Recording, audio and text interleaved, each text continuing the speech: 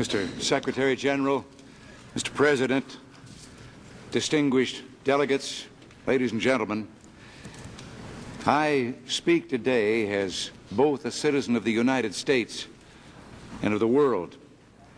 I come with the heartfelt wishes of my people for peace, bearing honest proposals and looking for genuine progress. Dag Hammarskjöld said 24 years ago this month, "We meet in a time of peace, which is no peace." His words are as true today as they were then.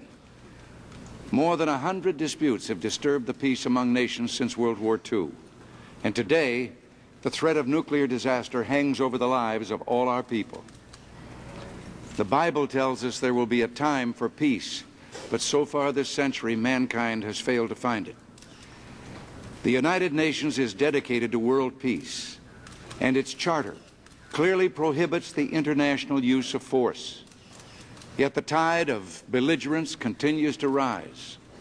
The Charter's influence has weakened even in the 4 years since the first special session on disarmament.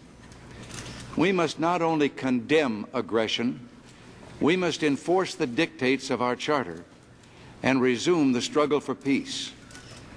The record of history is clear. Citizens of the United States resort to force reluctantly and only when they must. Our foreign policy, as President Eisenhower once said, is not difficult to state.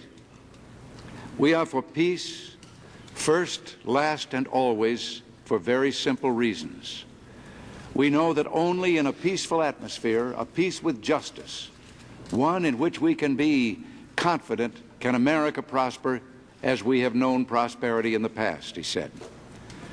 He said, to those who challenge the truth of those words, let me point out at the end of World War II, we were the only undamaged industrial power in the world. Our military supremacy was unquestioned.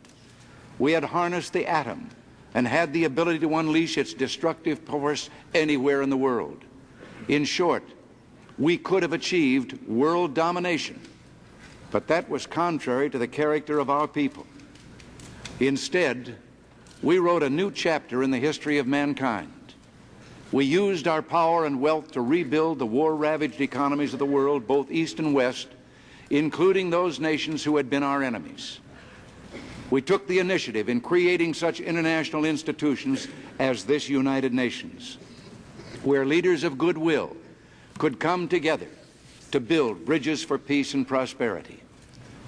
America has no territorial ambitions. We occupy no countries, and we have built no walls to lock our people in. Our commitment to self-determination, freedom, and peace is the very soul of America. That commitment is as strong today as it ever was. The United States has fought 4 wars in my lifetime. In each, we struggled to defend freedom and democracy. We were never the aggressors. America's strength and, yes, her military power have been a force for peace, not conquest, for democracy, not despotism, for freedom, not tyranny.